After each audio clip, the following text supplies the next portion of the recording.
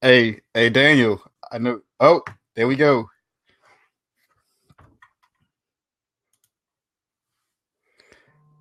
All right, can you hear me? All right.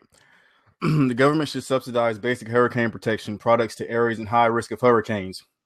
According to the National Data Research Center, the total damage from Hurricane Katrina came to roughly $135 billion. Hurricane Rita added to up to $15 billion. So in that one hurricane season for just those two hurricanes, the cost the federal government shelled out due to hurricane relief was $150 billion. Though the monetary impact was significant, let me tell you about another statistic. Hurricane Katrina resulted in the deaths of at least 986 Louisiana residents. So almost 1,000 people died to one hurricane in one state. Those death statistics. So 40% were due to drowning, which was like people stuck in their attics with rising flood water. 25% were due to injury and trauma, which is basically winter flood water carrying objects. 11% were heart conditions, and these was more along the lines of the senior citizens. The issue is that when it comes to hurricanes, the federal government is reactive, never proactive. All basic hurricane protection is left up to local and state governments, with FEMA coming in for the cleanup. However, if cities and states were properly equipped to handle hurricane protection on their own, then there would be no need for each president to declare a state of emergency just before the hurricane hits. Ever since George W. Bush waited 4 days to declare a state of emergency for Katrina, it is now a media spectacle when a president does it before the hurricane hits. This declaration of a state of emergency authorizes FEMA to coordinate the disaster relief of the destroyed areas. If the state of emergency was declared earlier, like 2 or 3 days, the federal government would be in a perfect place to subsidize hurricane protection products to areas in the high risk of hurricanes. This would go to bringing down the total cost of hurricane relief, which is already in the billions, and most importantly, go to saving people's lives. In order for my opponent to win this debate or turn my arguments, he must show basically that it is not the federal government's job to protect the lives of people due to them living in an area designated as high risk to hurricanes, or show that it is not in the best interest of the government fiscally to prevent the damage of property as opposed to spewing out billions of dollars afterwards to do cleanup. With that being said, let me go over some definitions. Subsidize, pay part of the cost of something to reduce prices for the buyer. Basic, forming an essential foundation or starting point. Synonyms you will hear me use of basic are essential, key, or fundamental. In this debate, when I speak of basic, I would be talking about items that can go to protect life before and during the storm, as opposed to the way the system is now, where the government just comes after and pays for this cleanup. With that being said, I'll go ahead and pass the mic on to Jordan, who's wearing those nice sporty glasses. And it's not passing, but I guess I'll just let it go back by itself.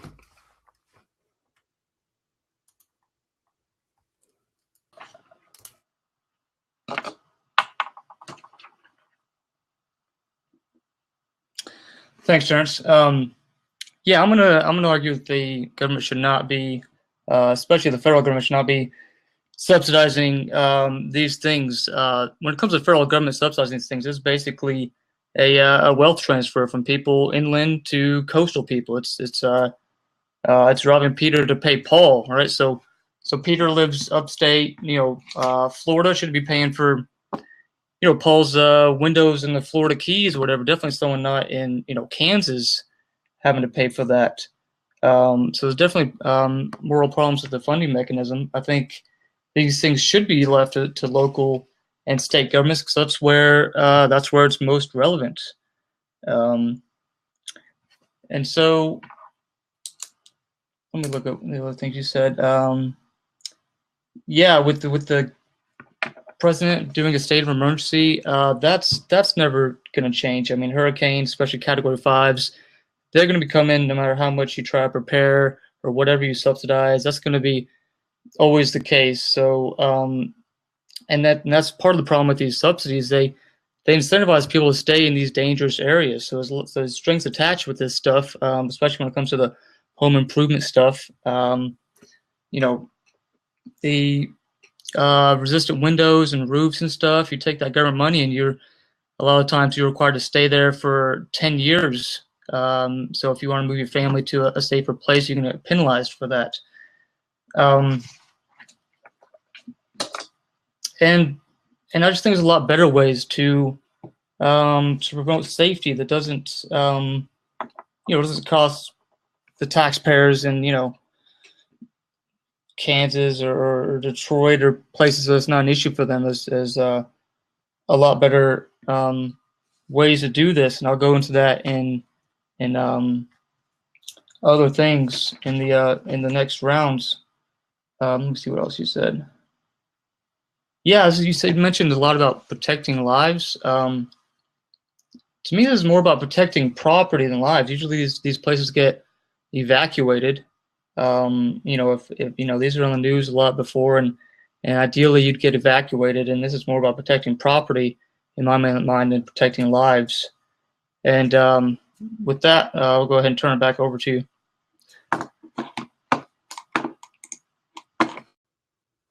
Man, how does yours work but mine doesn't work? Okay, all right, so coming back to yours. Okay, in a hurricane, first thing to go is usually electricity.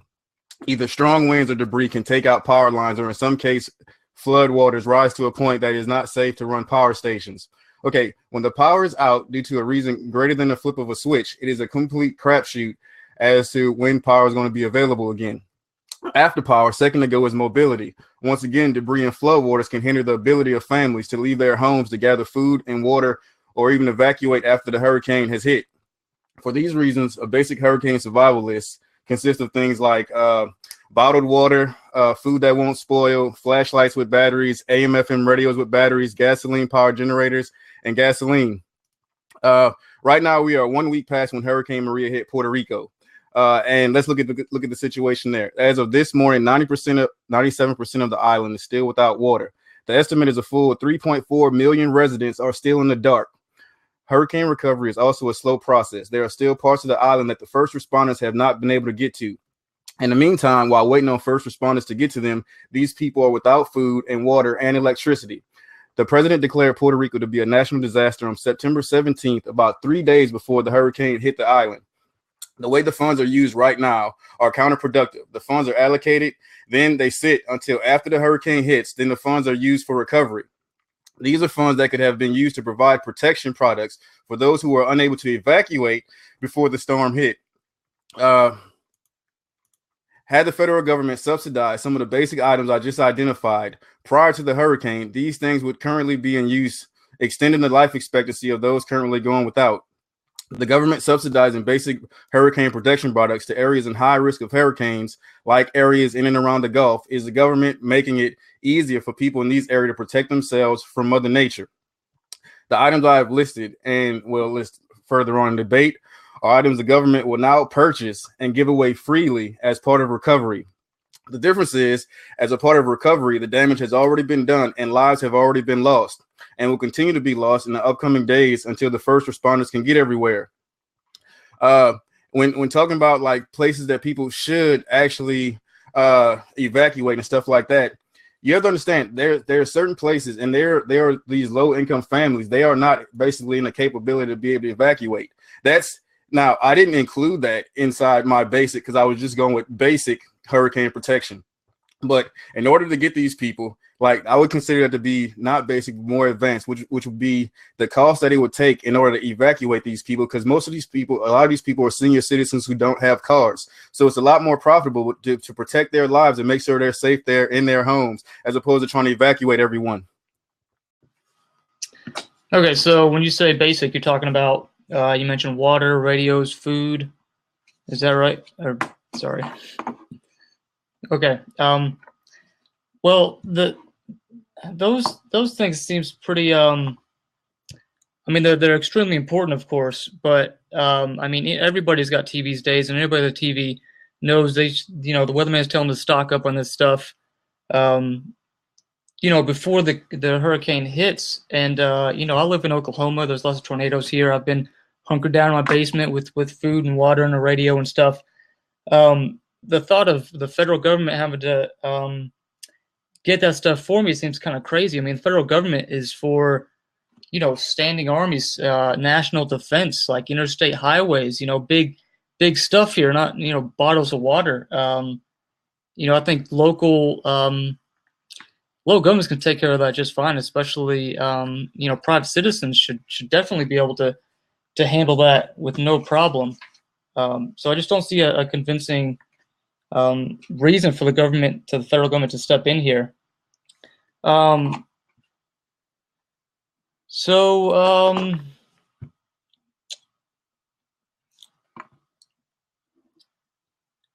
a little I'm off talking about bottled water. I was starting talking about hurricane-resistant windows and roofs and shutter systems and stuff. But that's okay. Water, radios, food, that stuff. The federal government does not need to be providing that trivial stuff. I mean, keep in mind we're running $500 billion deficits. The federal government's broke. I mean, they're the part of the least capable of this kind of stuff. I mean, they have to, they can't even stay open without borrowing more and more money. That's what the debt limit's about. So, so this is something that the private citizens, if they pay attention to the news, if they stock up like the weatherman tells them to,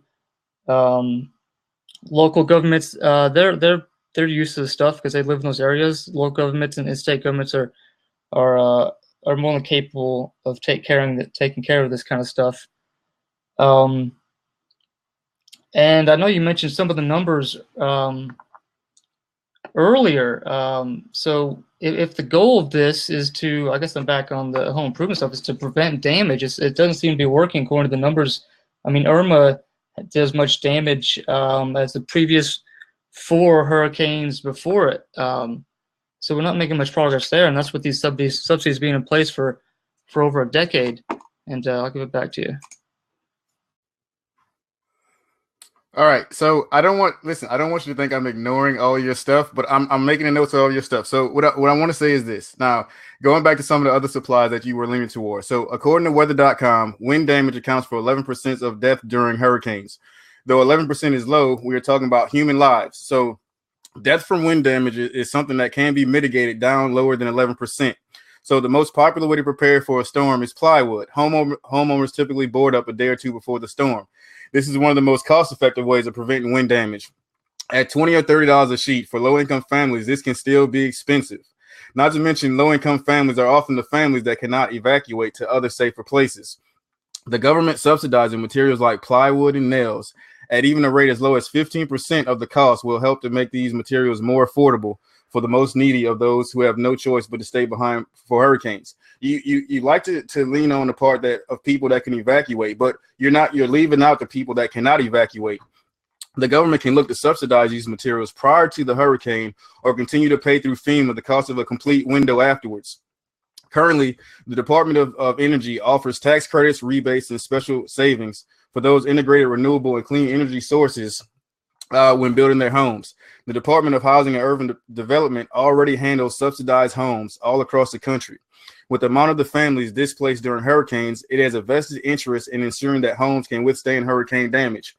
So with that, I'm talking about storm panels, colonial shutters, roll down hurricane shutters, Bahama shutters, accordion shutters. There's all kind of stuff. So these are all materials that serve to not only preserve life during hurricane force winds, but they also prevent the destruction of homes and personal property. So by the federal government subsidizing these materials for new home purchases or people looking to remodel their homes, it would encourage families, businesses, owners, and contractors to integrate these materials. Once again, I remind the audience that this last part was a long-term fix for areas who are usually in the paths of hurricanes. Like, for example, states that border the Gulf Coast and cities within about 15 miles of the Gulf Coast. Once again, by offering the government subsidy of like 15%, is just a number I came up with, or in other words, a government incentive to use these materials, it will help areas in high risk of hurricane damage. The alternative is the government does not subsidize these things. Then these same people request FEMA funds post-hurricane, and then the government pays the entire bill. The long-term fix is a gradual phasing in and of these things that save federal recovery funds and prevent loss of life. So what I want, I'm gonna lean back to my first slide right now, and I want to show that 14 seconds left. So after Hurricane Katrina, the government spent $135 billion already on fixing everything that was broken. By doing this earlier, it's just reallocating the funds already. Regarding your lower income people not being able to relocate, I really just don't buy that. I mean, how I mean, in the Dust Bowl in the 30s, I mean, how rich were these people that went all the way to California? I mean, these people were dirt poor, quite literally, and then they were able to pick up, move to California, and permanently. And here we're just talking about moving inland for a few days. So I definitely don't buy that argument regarding alternatives. The alternative is not that they don't pay for these things, and you just pay for with FEMA. That's not the alternative. And as I said, if you look at the damage done in these hurricanes, it's not really decreasing the amount of damage that's done. But there's a lot of alternatives to these subsidies. So I mean, ideally, you'd have you get some shutters, some windows, stuff like that. Ideally, you would get huge savings from insurance, and that would almost pay for itself as you live there. But if the government wanted to get involved, you could make these things tax deductible. If you want to be real serious, you could have it put in the building codes, and so those things don't have the problems that subsidies have, and they are alternatives to the subsidies and the paying a lot out of FEMA. But the reason you got to subsidize stuff is usually because people aren't buying this stuff for themselves, and that usually means that it's just not a good deal for the consumer. And if it's not a good deal for the consumer, it's not a good deal for the taxpayer. Not to mention all the bureaucratic stuff and money wasted that comes with this stuff, like having to spend money on drug tests and background checks on contractors and such like that. The alternatives I've listed wouldn't be paying that wasteful money. And anytime you talk about costs, you always still got to talk about the opportunity costs, all the other stuff that could have been done with this money. I mean, in one program in Florida, it was $250 million, and so you could house like 35,000 homeless people for a year with that kind of money. You could bring in over 3,800 refugees. If you want to think beyond our borders, you could feed over 1,380,000 African kids each year for that kind of money, and that's the stuff that's life changing. When you get some fancy windows and a shutter system, may make you feel secure, but it's not really gonna. It's not life. It's not gonna change your life. And there's just a lot better things we could be doing with these funds, especially with the deficits we're running now. Okay, all right. So I'm gonna have to depart away from my notes a little bit, and I had to switch hats. I hope you know that I switched hats because originally I had my call-out hat on. I had to switch and put my New Orleans Saints hat on. That's because as I debate right now, I am sitting in New Orleans. Now, I say that to say this. So, in your first point that you said that you don't buy that they can't move, that is a proven fact. When you look at any kind of hurricane footage, like you can go to Katrina, you can go to Andrew, you can go to Maria, you can go to wherever.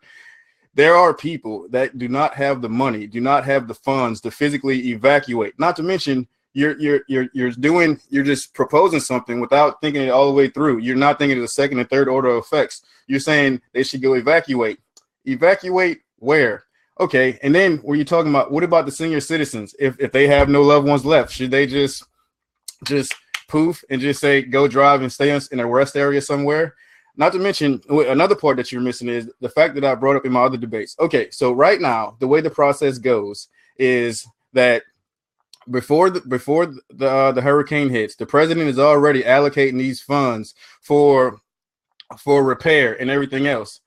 What I'm proposing is in subsidized basic hurricane protection products is that there is no reason that these funds should sit there and just wait for the hurricane to hit. Then once the hurricane hits and then all the houses have gotten blown over and people have died in their roofs and stuff like that, people are running out of water and are stuck in places that this money goes to subsidize the stuff for. The government is already spending this money. It's already allocated. That's why there's a big fuss about when the president go ahead and says this is a national disaster or an emergency relief fund or something like that. The money is already being allocated. But what I'm saying is, in this debate, the government should subsidize basic hurricane protection products to areas in high risk of hurricanes. Subsidize is the way that I'm saying that the government can take care of the people and promise life, liberty, and the pursuit of happiness. The first part of that being life, like I said, that's why I started with when you're talking about water and you're talking about food, and I brought up the fact that Puerto Rico, that there are people that's stranded right now as we speak, 7 days after the hurricane. You can't necessarily say, you know what, they should have evacuated. You know what, that's nice for you to say in Oklahoma that these people should have evacuated, but that's not always just a click of the hand or something like that that you can just evacuate. Had this money been allocated and made accessible to do through subsidies, these people could have more stuff like generators, more water, more food, and stuff like that in the meantime, while they're waiting on the federal government to have people and first responders to get to them where they are. 3, 2, 1. Okay. You mentioned the evacuating. So, you're in New Orleans. I'm in Oklahoma. So, I just have a question for you. The people, generations before me in this land, how do you think they were people in the Dust Bowl that moved halfway across the country? Do you think they are richer than the New Orleans and Floridians today? I have no way of tracking that. I would have had to, if you'd hit me with that question before, relatively speaking, they're probably just as, but of course, nowadays there's way more stuff. There's way more belongings. There's way more possessions. And don't forget, even then, there were still poor people. Like, how many people do you know? Well, maybe it might be different in Oklahoma, but right now, if I told some of the neighbors around here, hey, up and leave right now, evacuate. Not everybody. It's almost ignorant to imply that everybody has the same capability in order to evacuate a city at a moment's notice. That's just nah. Okay, well, I'm inclined to think they were poorer, probably much poorer, and that was after. That was during the Dust Bowl. I'm inclined to think they were extremely poor. But when you talk about real evacuating, you're just talking about picking up and leaving. And like I said, I'm in Oklahoma. I've had to leave my house together with tornadoes, and you pack up your stuff and you drive down the road. If you have a car, you can evacuate. If you don't have a car, you probably have a friend who has a car. I don't know how many Uber people are out there before a hurricane, but there's taxis, there's public transportation. So I'm not convinced on not being able to relocate. Just because someone's poor doesn't mean they're incapable of basic things. And the old people, you may have more of a point with the old people, but old people have family, and ideally they'll be moved out. And I'm sure there's different protocols to deal with old people. Let's see.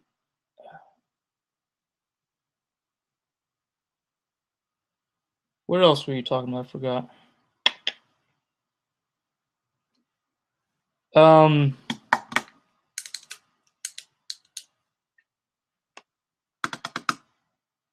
I'm sure that wasn't all you were talking about. So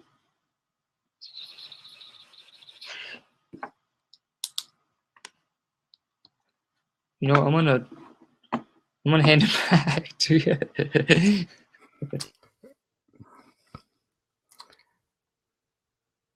All right, to move into my closing statements. You have a little bit more time than me. So, as I stated in my opening, in order for my opponent to win this debate or turn my argument, he must convince you that the government should not subsidize any basic hurricane protection products that I have mentioned. He must show that the way the current system is sufficient, and that adding federal funds through subsidies in no way benefits the people in these high-risk areas. We expect the government to use our tax dollars for the benefit of our country, and that means more than investing in national defense or something like that.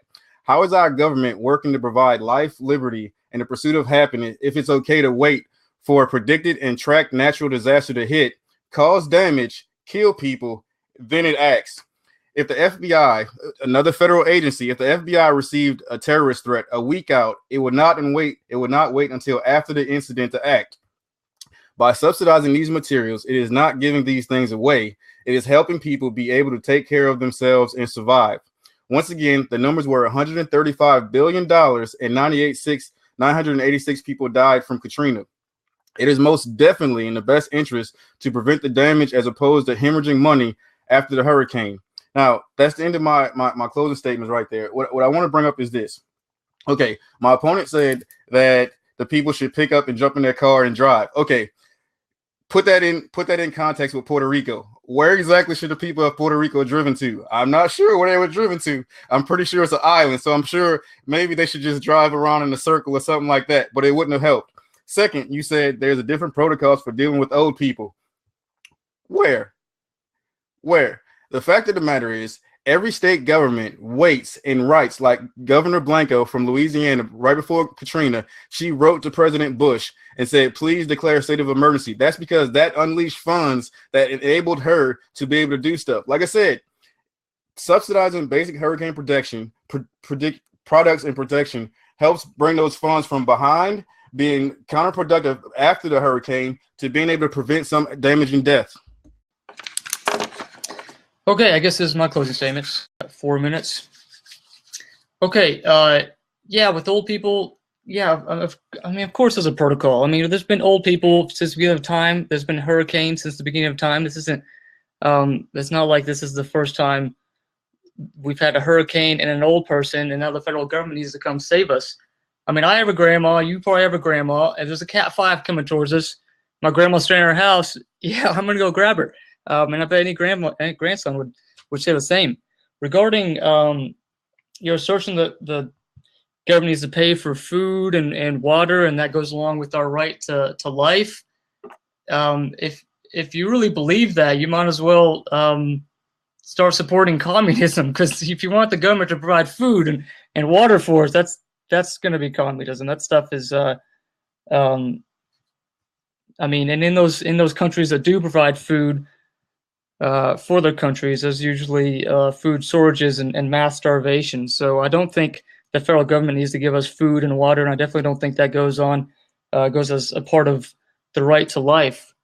And again, with the federal government, I mean, it's nice to say that we're going to pay for this and that for people, but I mean, math is always the problem with this case. The money's got to come from somewhere, and like I said, with running $500 billion deficits, either you can rob Peter to pay Paul, and that's just offsetting any gains you make in one area, or you have to borrow the money, which causes another bill, or you print the money, which makes all our money less value to buy the things we need, like food and water and radio for this kind of stuff.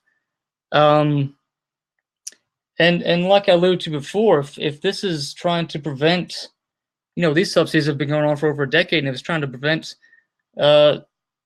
damage, it's just simply not working, because the numbers aren't going down with these subsidy programs.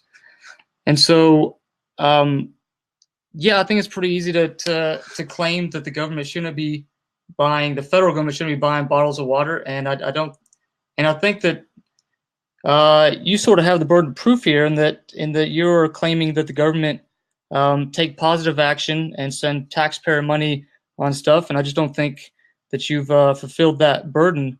It's been very convincing of that. There's a host of other better things we can do with this money, actually life-changing things that I've alluded to.